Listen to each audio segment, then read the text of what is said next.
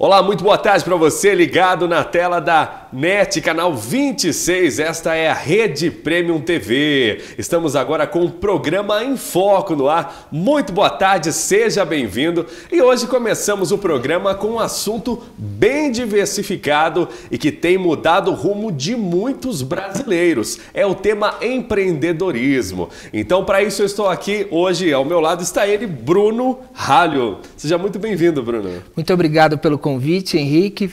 Me sinto muito privilegiado de estar aqui e falar sobre esse tema tão relevante hoje para a nossa sociedade. Bacana, um tema muito importante nesses momentos de crise onde o brasileiro precisa se reinventar, né, Bruno? Com toda certeza. Então, a gente tem falado de um momento de crise e aqui, através do que a gente vai falar hoje, a gente vai poder mostrar para o brasileiro um jeito criativo e seguro de vencer essas dificuldades que o mercado tem vivido hoje. Muito bem. O Bruno, que é farmacêutico, ele é pós-graduado em auditoria de qualidade, mas ele mudou totalmente o rumo do barco e foi para o ramo do empreendedorismo. Visionário. Como é que foi isso, Bruno? Conta pra gente. Olha, foi uma experiência muito legal. Eu vim construindo a minha carreira muito dedicada à área técnica. Então, os farmacêuticos, eles, para se formarem, exigem uma carga de conhecimento técnico sobre química, física, bioquímica, biofísica, biologia, estudo do corpo humano, toda a parte anatômica, morfológica, funcional. E ao longo da carreira fui verificando que existe no mercado uma deficiência por profissionais que tenham conhecimento técnico, mas que também disponibilizem para o mercado conhecimento comercial, né, e tenha a capacidade de colocar esses produtos no mercado de forma eficiente e respeitando toda a legislação existente para esse mercado. E aí, ao longo do trabalho, eu fui direcionando e construindo a minha formação e a minha atuação direcionada para essa área comercial. E me senti plenamente satisfeito com esse novo direcionamento. Bacana. Então você teve a intuição ali, deixa eu ver como é que funciona se eu trabalhar dessa forma, foi e funcionou. Com certeza. Então era muito comum, né, no ensino formal, seja num curso técnico ou numa faculdade, ela te proporcionar uma carga técnica de conteúdo muito relevante para você executar a sua função. Então, um dentista ele sai de uma universidade plenamente capacitado para executar aquela rotina, os procedimentos técnicos inerentes à sua profissão. Mas ele não tem uma formação completa que ensine ele a administrar o negócio, comercializar produto, algumas noções de marketing. E não é diferente na minha profissão. E aí eu verifiquei que essas deficiências, dentro delas eu pude tirar uma boa oportunidade de negócio e começar a oferecer serviço para o mercado, né, de forma consistente e não dentro daquele padrão muito encaixotado e muito técnico. Né?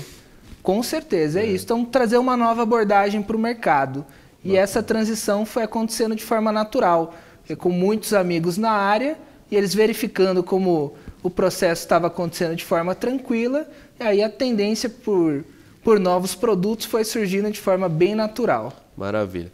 O Bruno cresceu tanto nesse meio, se especializou, que ele acabou indo para o mercado de franquias também. Então hoje o Bruno ele tem uma empresa especializada nesse meio de franquias, a gente vai falar daqui a pouquinho, mas agora eu queria saber o seguinte, como é que foi para você dar o start e abraçar esse mercado de franquias quando você entrou na área comercial? Como é que foi virar essa chave, Bruno? Legal. Eu tenho um amigo, Johnson Chen, e ele tem um conhecimento técnico muito forte na área de TI. E todo esse conhecimento que ele dispõe, nós construímos uma plataforma interativa para celular e o objetivo era disponibilizar essa plataforma para as redes de franquia, mas específico para o segmento de alimentação. Certo. E o que nós fizemos? Nós procuramos o apoio do Sebrae. Então, a Escola de Negócios do Sebrae, Alencar Burt, no centro de São Paulo, ela forneceu todos os passos iniciais que a gente precisava para ter a nossa jornada empreendedora. Foi em que ano isso? Foi no ano passado, no início do ano passado. Então, em parceria com o Sebrae, nós começamos a construir todo o alicerce necessário para disponibilizar tecnologia e inteligência de negócio para o segmento de franquia de alimentação. E fruto desse relacionamento, dessa experiência, de muita conversa, de muito bate-papo e de muito trabalho nesse mercado, nós conseguimos verificar que existiam outras oportunidades para serem sanadas. E aí foi o início de toda essa jornada. Certo. E aí, quando você mergulhou nesse oceano de possibilidades, você começou a fazer contato com algumas pessoas e aí você chegou na equação de que trabalhar com franquias era o melhor modelo, né? Então, na parceria com esse sócio, como foi isso? Isso. Acompanhando a operação dos clientes, nós verificamos que através de tecnologia era possível otimizar o processo de aquisição de unidade. Então, hoje o mercado de venda de franquias ele está muito centrado nas feiras de franquia. Então, nós fomos a campo e aí viajamos até Goiânia para participar da Franchising Fair em Goiânia para verificar, né, em campo como que as franquias se comportavam e como era o processo de comercialização de novas unidades. Então, e nesse processo nós acompanhamos uma holding de marcas e durante toda a feira de franquias nós fomos fazendo alguns apontamentos, conversando com donos de algumas marcas, até a gente reunir um conjunto de informações que dessem subsídio para a gente tomar uma decisão de se aprofundar ainda mais nesse mercado. Então, esse evento foi o pontapé inicial para começar esse negócio. Bacana. E qualquer um pode ser um franqueado, Bruno? Olha, o franqueado ele tem um perfil muito específico. Ele precisa ter uma iniciativa empreendedora, mas principalmente ele tem que estar disposto a mergulhar dentro de um mundo de oportunidades que são já fruto de experiências passadas. Então, quando você é um franqueado, você está adquirindo o know-how de um grande empreendedor. Então, ninguém entra no mercado de franquias para ficar abandonado, muito pelo contrário. Entra justamente entendendo que o seu franqueador é a pessoa que vai disponibilizar know-how para você construir uma boa operação. E Henrique, se você me permite, eu queria pontuar 2 conceitos importantes aqui. Claro, fica à vontade. Então, franqueador é aquele empresário que construiu um negócio de sucesso, ele opera no mercado e ele já conhece todos os nuances dessa operação. Então, ele é intitulado como franqueador, que é ele que disponibiliza todo o know-how para o franqueado. O franqueado ele é o empreendedor que compra esse know-how, compra essa oportunidade de distribuir aquele produto ou prestar o serviço numa região demograficamente definida. Bacana. Então, são 2 papéis diferentes. O franqueador, dono da marca, e o franqueado que faz uso da marca de forma local para o mercado que ele fez a aquisição. Bacana. Muito importante, né? Às vezes aí você que está em casa assistindo o nosso programa Em Foco de hoje, fica essa dúvida na cabeça. Como é que é o papel dessa dúvida que agora o Bruno tirou da gente, diferença do franqueado para o franqueador? A gente ouve muito em falar em notícias, em matérias destes termos, mas é importante esse esclarecimento até mesmo nesses momentos de crise, onde a gente precisa se reinventar e pesquisando a gente chega na equação necessária para transformar nossa vida financeira, nossa vida pessoal, de repente até mudar de rumo, como foi o caso do Bruno. Bruno, eu queria saber o seguinte, neste momento de crise, como eu acabo de dizer, como tem sido para o mercado de franquias? É interessante, não é interessante? Teve um aumento, teve um recuo devido ao capital estar um pouco preso? Como que ficou o mercado nesse período no nosso país? Henrique, essa pergunta ela é feita assim, de forma incansável. Todo mundo quer saber como as franquias têm enfrentado a crise. Então, nesse momento, nós temos alguns dados estatísticos do Sebrae. Então, mais da metade das empresas que não são franquia, elas fecham a sua operação no primeiro ano de vida. No primeiro ano? É um dado alarmante. Então, mais da metade das empresas e dos empreendedores que se lançam para o mercado, no final do primeiro ano eles já vão ter encontrado a tão temida falência. Nossa. E no segmento de franquia esse número é muito diferente. Então, em média, apenas 3% das franquias são fechadas. É um número que vai totalmente na contramão. 3%? Apenas 3%. Do outro lado, a gente tem um gráfico que... Mais da metade fecha já no primeiro ano. Então, para vencer esse momento de crise, o mercado de franquia é um mercado seguro. Claro que você, como franqueado, precisa encontrar o franqueador adequado que vai te dar toda a estrutura para você iniciar a sua operação. Então, vivendo toda essa instabilidade do mercado, se eu fosse você, eu iria para o mercado de franquias, por todo esse universo de possibilidades e pela segurança que esse mercado de franquia traz para quem está fazendo a aquisição de uma nova unidade. E com a crise, aumentou o número de procura ou diminuiu?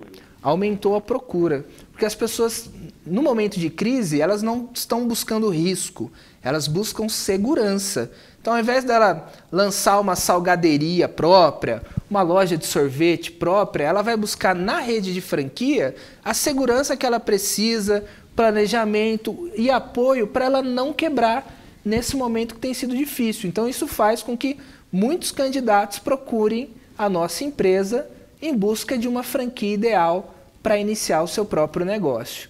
Muito interessante. Muito interessante também, né, a gente ter essas informações aqui com o Bruno, até mesmo para esclarecer. Então, às vezes a gente tem uma visão muito limitada das coisas e quando a gente traz um especialista aqui no nosso programa em Foco, tudo fica mais claro, tudo fica melhor o entendimento e o Bruno está aqui para isso hoje. Bruno, daqui a pouquinho, depois do intervalo, a gente vai trazer uma pesquisa aqui no nosso programa e aí eu queria que você comentasse um pouquinho mais, tá ok? Com certeza, Henrique. Muito obrigado. Então vamos para um rápido intervalo comercial e já voltamos.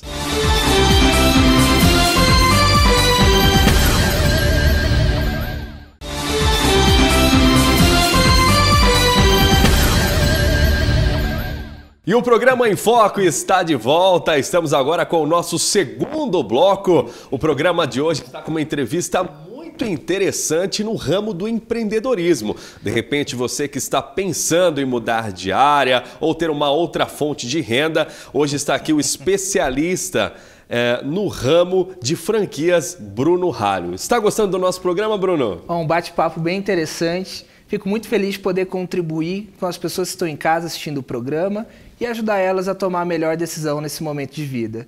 Maravilha. Muito bem, a gente aqui conversando nesse assunto bem diversificante, assunto rico, eu trouxe também uma pesquisa, como eu tinha falado antes do nosso intervalo, que fala dos segmentos que estão mais crescendo no ramo de franquias. E a gente vai falar de alguns e depois eu vou falar dos que mais cresceram, né? Então, para você que está em casa, olha só quantos segmentos diferentes nós temos para se tornar franquia. Tem o ramo de alimentação, o ramo de casa e construção, que abrange serviços e produtos na área de construção, reforma, decoração, comunicação, informática e eletrônicos, entretenimento e lazer, hotelaria e turismo, limpeza e conservação, moda, saúde, beleza e bem-estar, serviços automotivos, serviços e outros negócios, é um famoso B2B, né? E serviços educacionais. Conforme vai passando o tempo, vão surgindo novas tendências, outras formas de franquia. Porém, o que mais cresceu no nosso país, se eu te perguntar, você adivinha, foi o setor de... A alimentação responde pelo maior mercado de franquias hoje. Exatamente, setor de alimentação. Comenta um pouquinho com a gente desses dados, Bruno, e com relação à sua experiência, qual desses segmentos você acha que aquele brasileiro que hoje fala, olha, eu vou apostar aqui e eu tenho certeza que vai dar certo. Qual desses, na sua opinião, é mais certo de se lucrar? Legal. O segmento de alimentação, ele é muito forte para o momento de franquias. Então, hoje, mais de 80% das redes de franquia atende o mercado de alimentação, Henrique. É um mercado muito forte, tradicionalmente ele sempre foi muito forte. Então, desde que a lei de franquias veio para o Brasil, há mais de 20 anos, nós vivemos esse forte crescimento do segmento de alimentação. Isso se deve muito pelo gosto do brasileiro.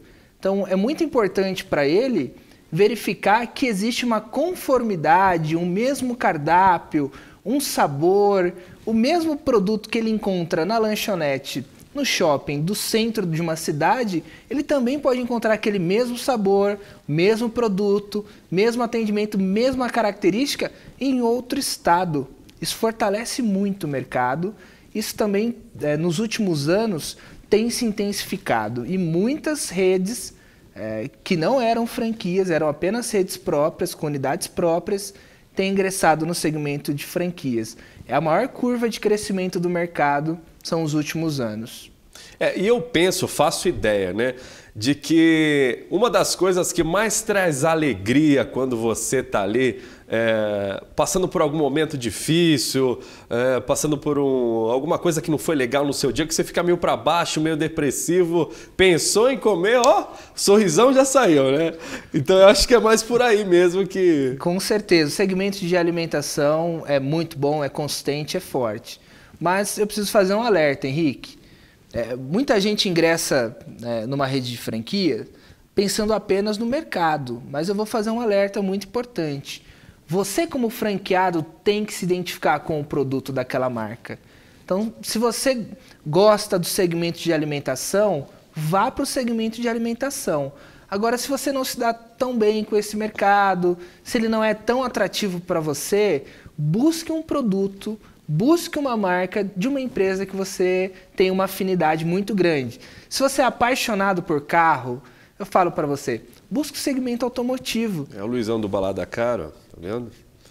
Luizão, conta com a gente aí. Um bom parceiro aqui do programa e da TV. É muito bom, então, pensar nessa questão de identificação, né? É mais ou menos quando o adolescente está decidindo o que vai fazer, o que vai cursar, tem a influência dos pais e, na maior parte das vezes, o que o pai e a mãe mandam ele fazer profissionalmente, ele não quer. Tem outra vocação e, às vezes, tem uma vida futura, profissional, que não é muito feliz por conta dessa influência, né? Então, aqui nesse mercado, a gente segue o mesmo parâmetro. Com certeza, é muito importante a afinidade com o mercado.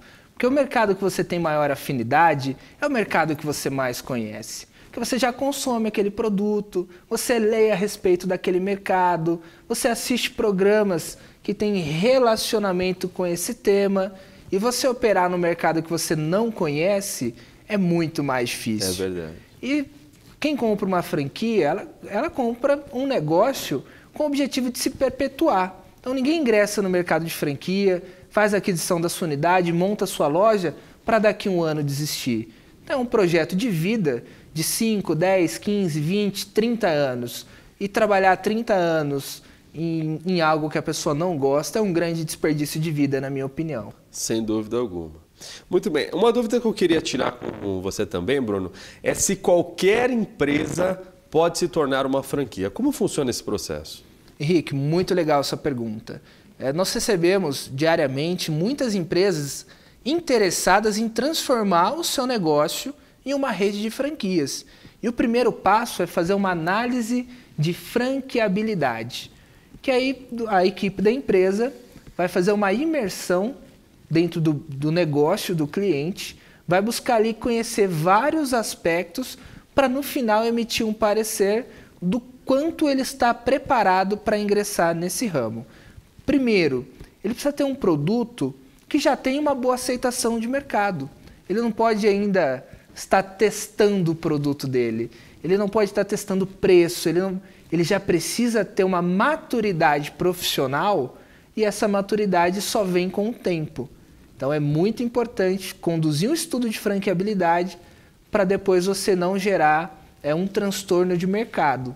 Porque quando um franqueado fizer a aquisição de uma unidade, a marca precisa transferir know-how, precisa ensinar ele a operar, como montar a loja, qual o melhor ponto, quais móveis utilizar, quantas pessoas para operar aquela marca. Então, nessa loja são 2 funcionários, são 4, horário de abrir, horário de fechar, como atende cliente, aspectos financeiros, tributários, do ponto de vista legal, como tem que ser a contratação.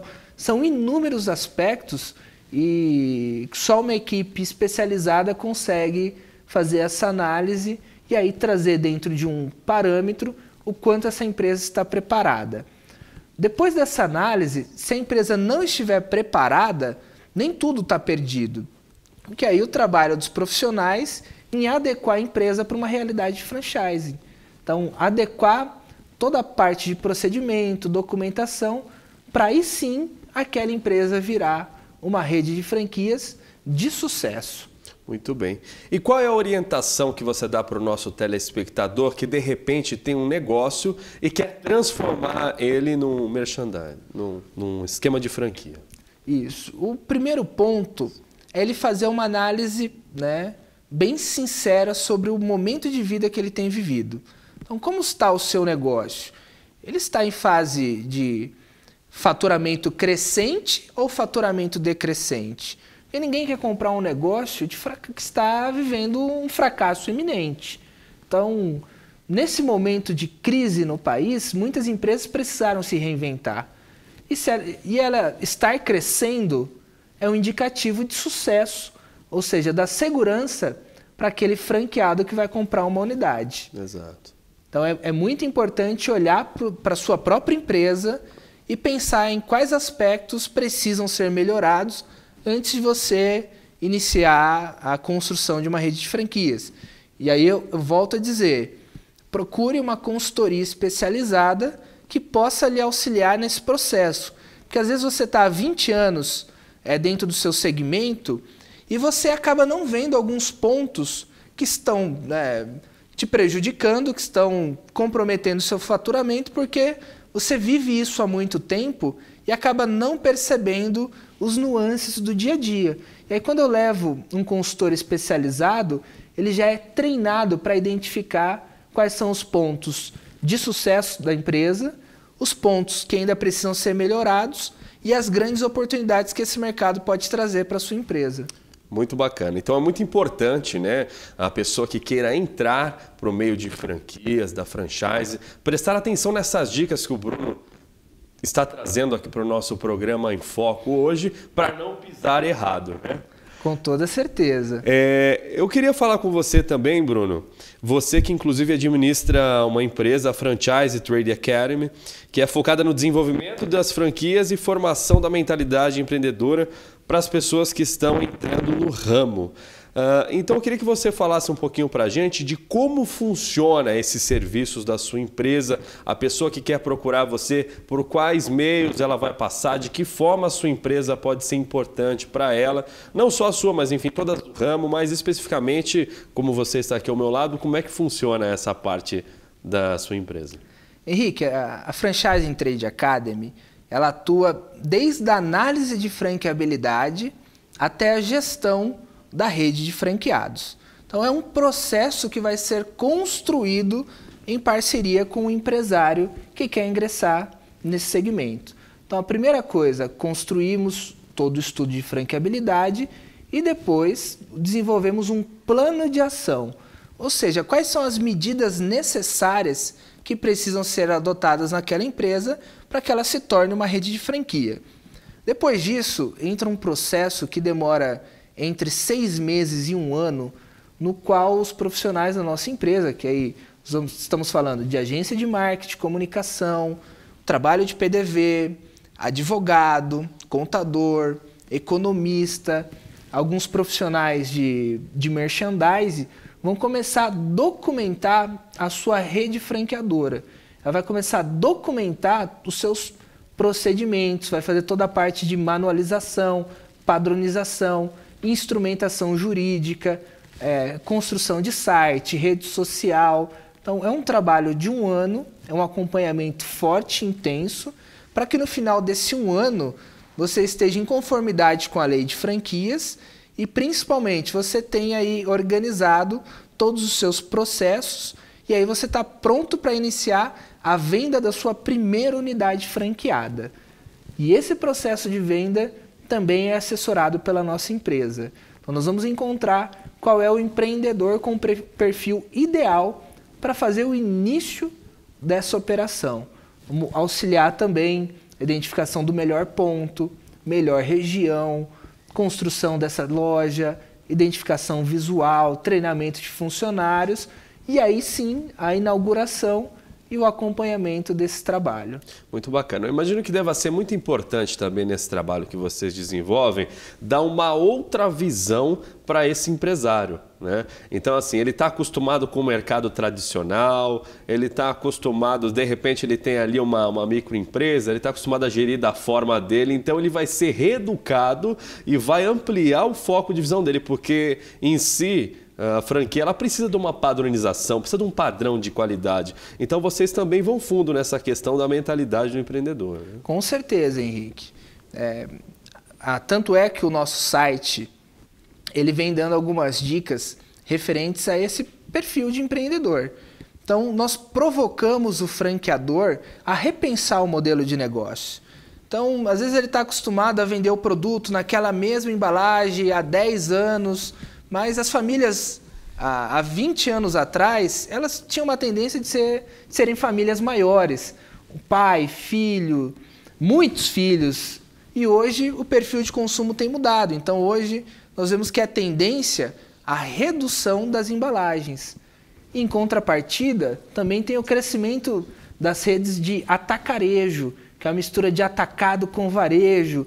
Então, nós vamos provocar o empreendedor a pensar como o produto dele pode ser disponibilizado para o mercado que tem mudado constantemente. Então, hoje as crianças pensam diferente, né, do que as crianças da minha época. Hoje os adolescentes são diferentes, na forma de pensar, de consumir, de interagir com o produto. Então, hoje a gente até fala que o cliente ele é omnichannel, ele consome o seu produto em diferentes canais. Bacana, então, ele consulta muito a internet, ele busca tutoriais de como usar o seu produto, ele busca com os amigos referências de qual foi a experiência que ele teve com aquele produto. Existem hoje os influenciadores digitais que têm também... trago para o mercado um apelo de consumo diferente. Então, tudo isso vai ser provocado para o empreendedor, né, repensar a forma de fazer negócio. Muito bom. Bruno, muito obrigado pela sua presença aqui no nosso programa, viu? Fiquei muito contente, realmente um bate-papo muito proveitoso e esclarecedor, né? Não só do ponto de vista para aquela pessoa que quer ter o seu negócio, mas também para aquela pessoa que de repente tem curiosidades, não sabe o que vai acontecer futuramente em sua vida, está insegura na sua relação de trabalho atual. Então fica aí uma boa dica com o Bruno Ralho. Os seus canais na rede social, rapidinho para a gente ir para o próximo bloco. Quem precisar conversar um pouquinho mais com a gente, quer mais dicas? Acesse www.iniciativaempreendedora.com.br. Lá você vai poder conferir muitas dicas de empreendedorismo e o mercado de franquia. E se você quiser conversar um pouquinho comigo, vai lá no meu Facebook, facebook.com/Bruno Ralho, ou então curte a minha página, facebook.com/O Seu Sucesso. Eu vou ficar muito feliz de receber o seu contato e poder dar mais dicas e, quem sabe, tirar as suas dúvidas sobre o mercado de empreendedorismo, negócios e franquia. Muito bem. Vamos para um rápido intervalo comercial e voltamos já com o Enfoque para você. Não sai daí!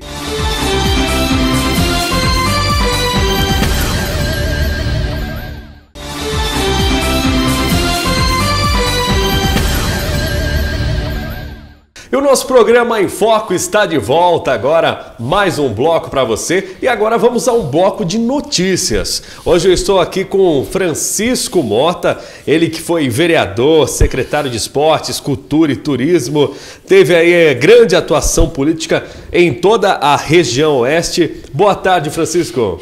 Boa tarde, é um prazer estarmos aqui mais uma vez no Em Foco. Estamos à disposição. Bacana. Hoje pela manhã, Francisco, eu peguei o jornal e eu vi uma notícia que muito me surpreendeu e eu acho que você vai ser de grande ajuda para falarmos a respeito disso. Então eu vi aqui a matéria hoje, o Supremo aprovou a proposta de reajuste de 16,38% dos salários dos seus ministros.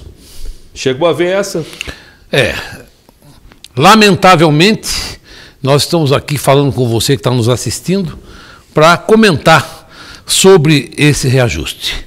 Deixando muito claro que nós entendemos que o juiz do Supremo, né, os ministros, tem que ter um salário digno, porque eles estão lá para julgar, para atender, né, a última instância, né, para fazer cumprir o que está escrito na Constituição. Mas nos causa estranheza, e tenho certeza para o senhor que está nos assistindo, a falta de sensibilidade dos senhores ministros. No momento que milhões de brasileiros estão sem emprego, muita gente há 2, 3 anos sem ter um mínimo de salário para poder sobreviver. Não era a hora desse reajuste.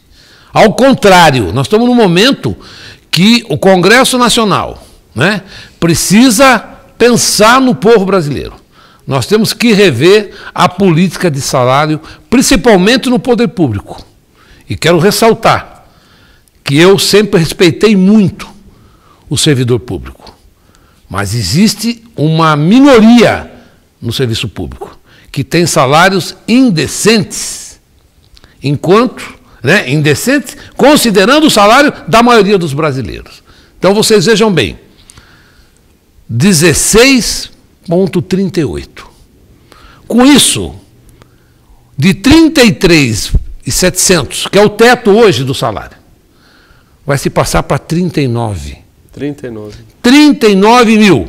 Nós estamos falando aqui um aumento, rapidamente passando os olhos aqui, de R$4 mil. R$4 mil, 4.500, que me parece que o teto de aposentadoria na área privada, pelo INSS, não passa de R$5.500. Se limita a esse valor. As pessoas, muitos engenheiros, arquitetos, profissionais, trabalham a vida toda recolhendo sobre o teto, com salário de 30, 35 mil reais. E quando aposenta com no máximo 5.500 reais. Deve ter havido uma variação. Então esse aumento é muito sério. A votação teve 7 votos favoráveis e 4 votos contra. Vejam bem, o aumento do teto vai trazer um prejuízo muito sério para todo o país.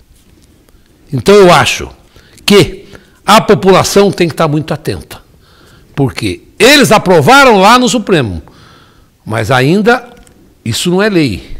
Parece que tem que passar pelo Congresso ainda. Né? Exatamente. Esse projeto, essa sugestão, vamos dizer assim, dos senhores juízes do Supremo, né, aumentando o seu próprio salário, que já é uma coisa errada, isso por culpa também do Congresso, porque existe uma lei parada lá há mais de 2, 3 anos, e os senhores deputados não entenderam a importância de se colocar uma regra única, válida para todos os brasileiros. Então, com isso, vai para o Congresso, sim. Vai para o Congresso. Vejam bem vocês, uma afirmação aqui, muito séria, do ministro Lewandowski. Ele diz que os aposentados e pensionistas, os magistrados aposentados, sofrem uma redução de 40% quando aposentam. E hoje, eles estão numa situação de penúria. Senhor ministro, será que o senhor anda pelo Brasil? O senhor conhece o povo brasileiro? O senhor conhece os aposentados? Que a maioria vive com um salário. Vou repetir, ministro. Um salário mínimo, que hoje não dá nem para comprar os remédios do aposentado. E o senhor vem dizer que esta redução de 40% na aposentadoria dos magistrados está fazendo com que eles vivam mal. O senhor deve estar de brincadeira, ministro. O que eu entendo, sim, com todo respeito, porque o Supremo é importante no país. Mas nós temos que mudar a maneira da escolha dos senhores ministros. Sem dúvida. Eu entendo que o ministro não pode ter indicação política, né? O ministro tem que ser concursado. E só pode participar do concurso aqueles que já tiveram experiência como juiz. É necessário uma meritocracia, né? Uma reforma no sentido da escolha desses cargos. Exatamente. Nós temos que mudar. Algo está muito errado. Então, nesse momento, eu repito, que o senhor que está nos assistindo aí não tem condição de comprar o seu remédio, não vamos nem falar da alimentação e morar mal. Mais de 13 milhões de pessoas que não têm emprego. E mais um detalhe muito importante.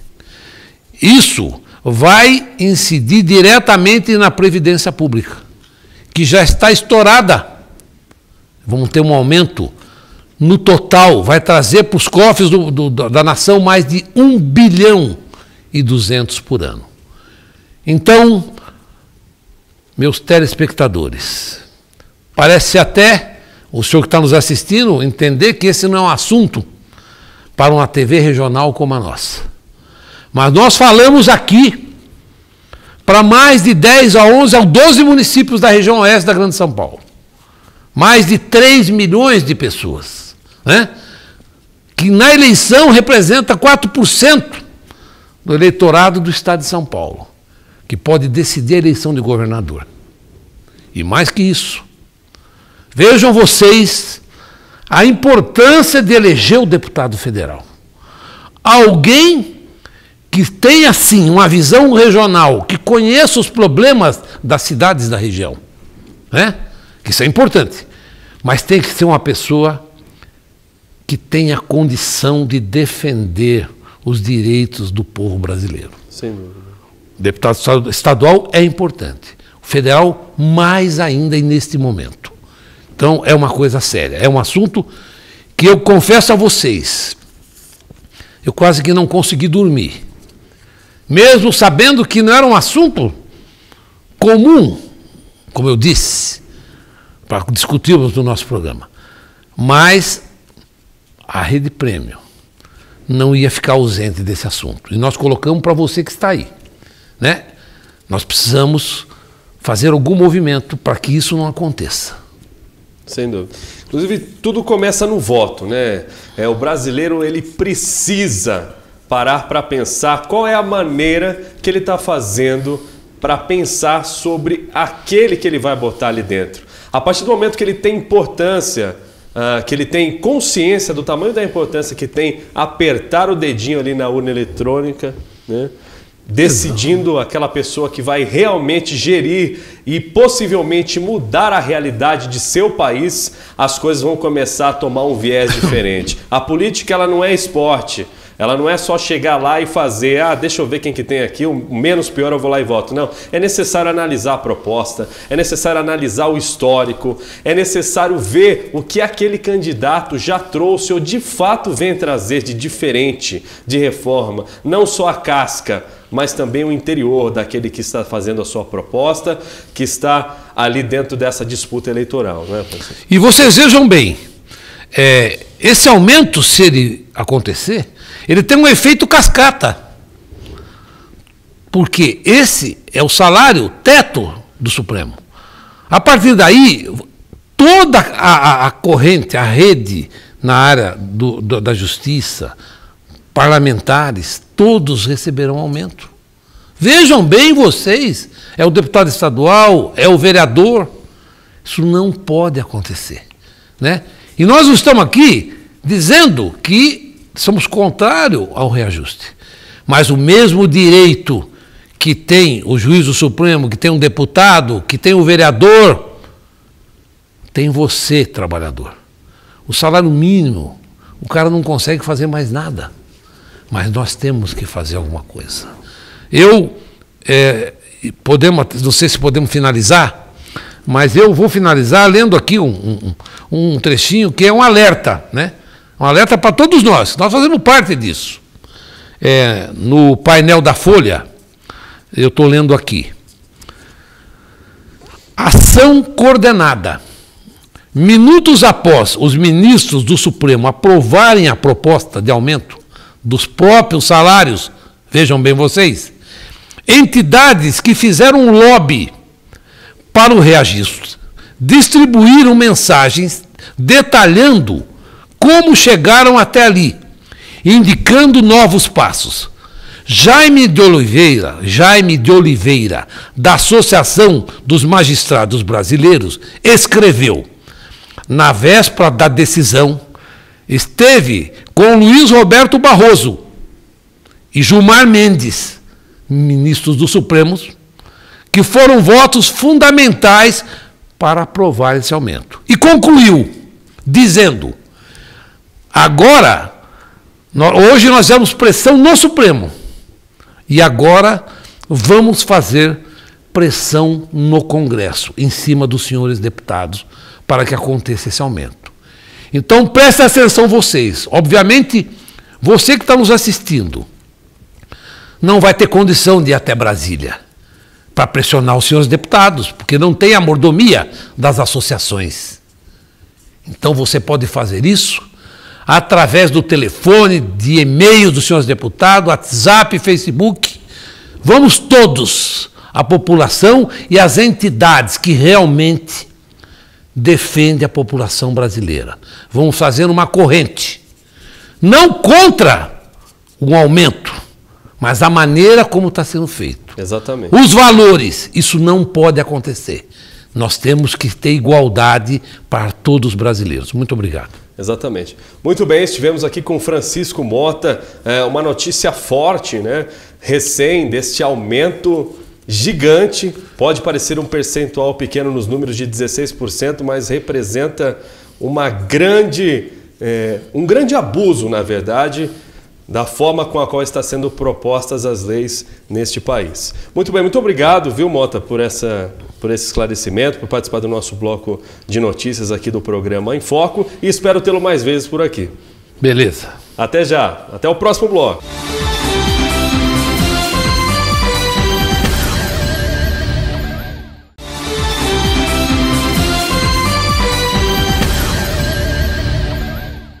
Programa em Foco agora em seu quarto bloco, chegando na reta final. E neste bloco nós vamos fazer diferente. Olha, recebemos muitas solicitações de internautas também, de telespectadores, pedindo para reprisar a matéria com a estilista Marisbela. Marisbela que nos trouxe uma bela vitrine de moda de sua nova coleção.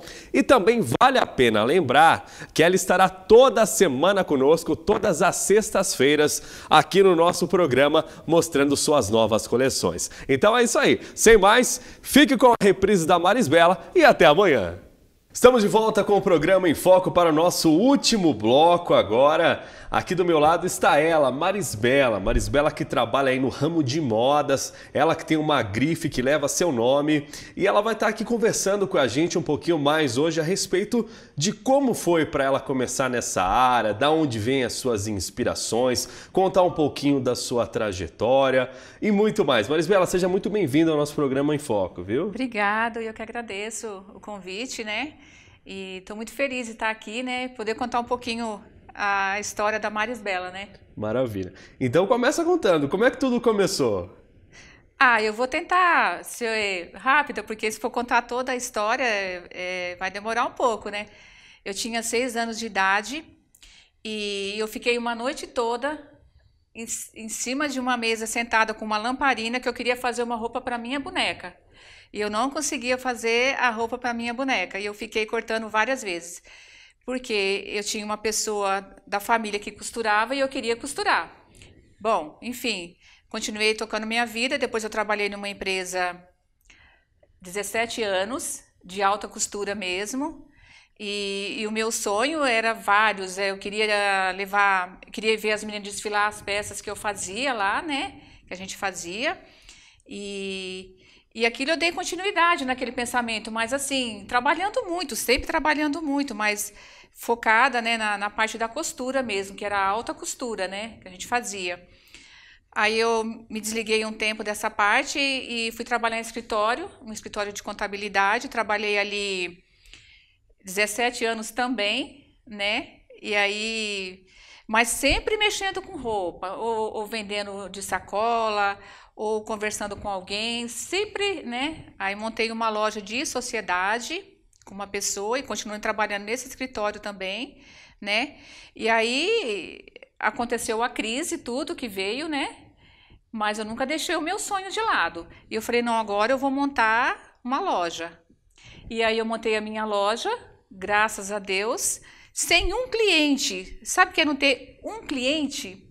Ninguém, só eu na loja. E eu estava lá. Eu superei todas essas fases dia a dia, eu ficava na porta, chamava as pessoas, conversava, mostrava meu trabalho e nada. Aí deu continuidade naquilo, não desisti até hoje, não vou desistir. Aí começou a vir clientes, começou as coisas a acontecerem. E eu comecei a fazer concertos também. Fazia concertos, não só da loja, mas também de fora. Ai, Maris, faz essa costurinha aqui para mim que tá um pouco folgadinha. Aí eu fazia a costurinha, né? Então, o que ele foi seguindo em frente, né? Então, o que eu tenho para falar, a história é essa, é o sonho mesmo de criança, de infância, não é nem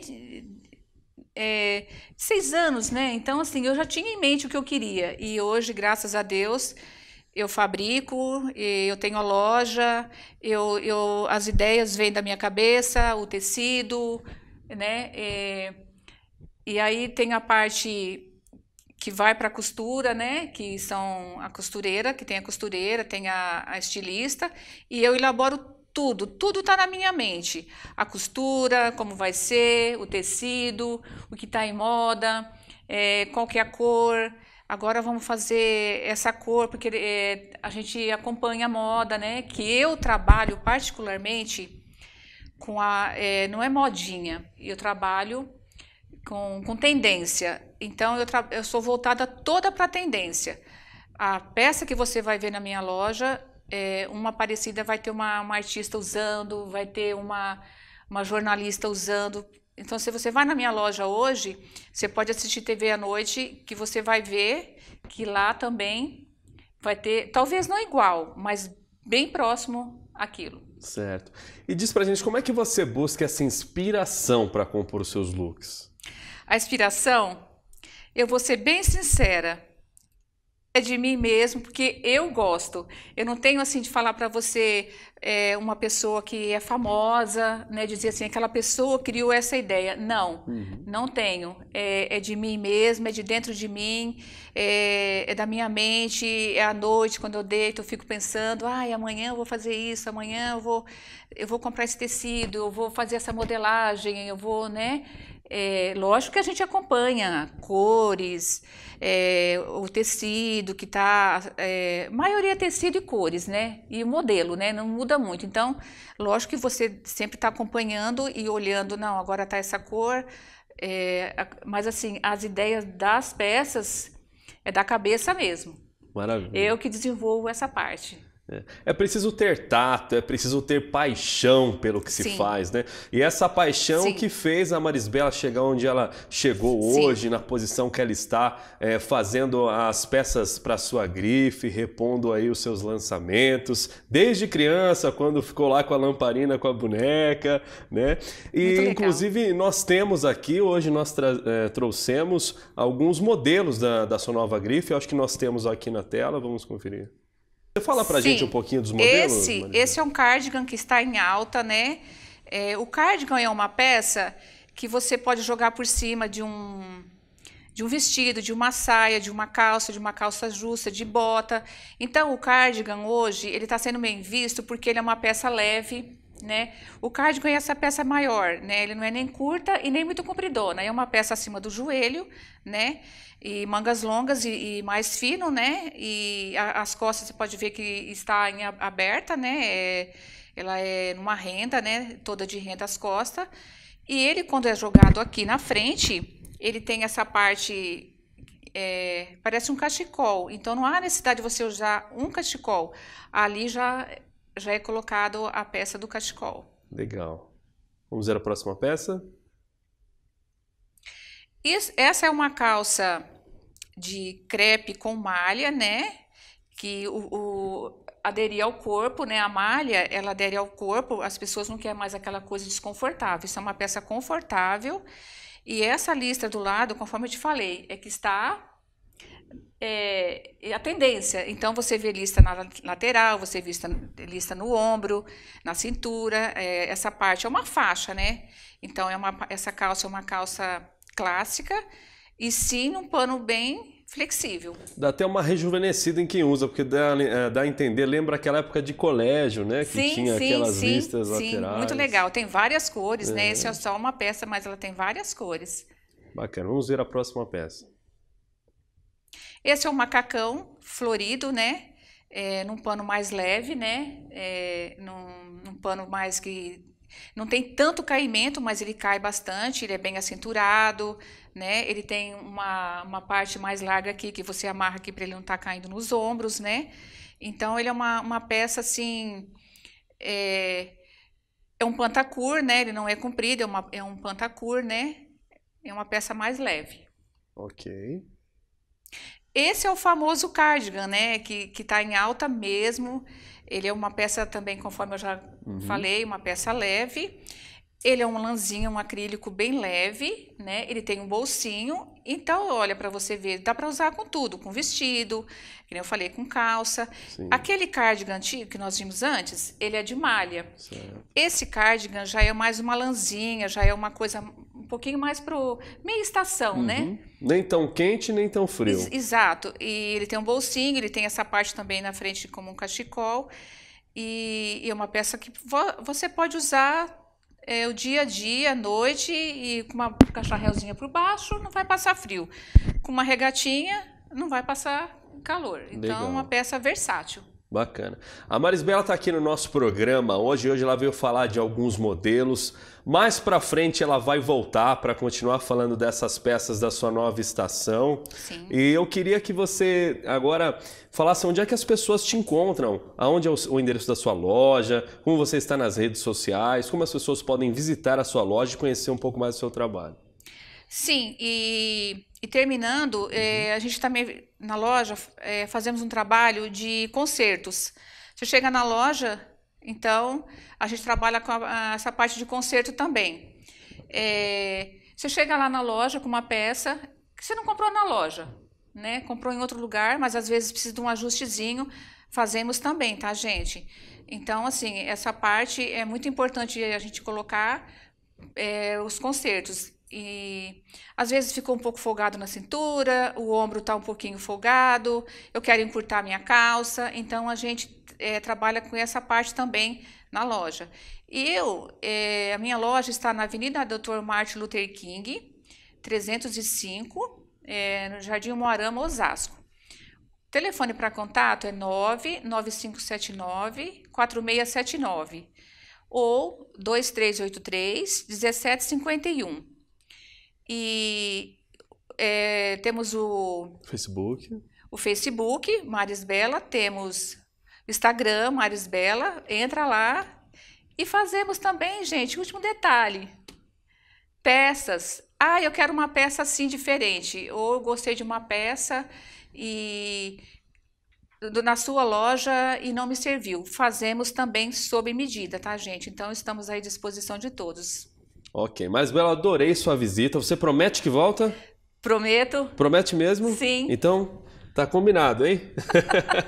Espero você aqui no nosso programa Em Foco. E você, querido telespectador, continue com a nossa programação. Amanhã estaremos novamente no mesmo horário, com muito mais entrevista para você, um bate-papo, prestação de serviço, conhecimento, curiosidades e muito mais aqui no seu programa Em Foco. Então é isso aí, até amanhã e tenha uma boa tarde.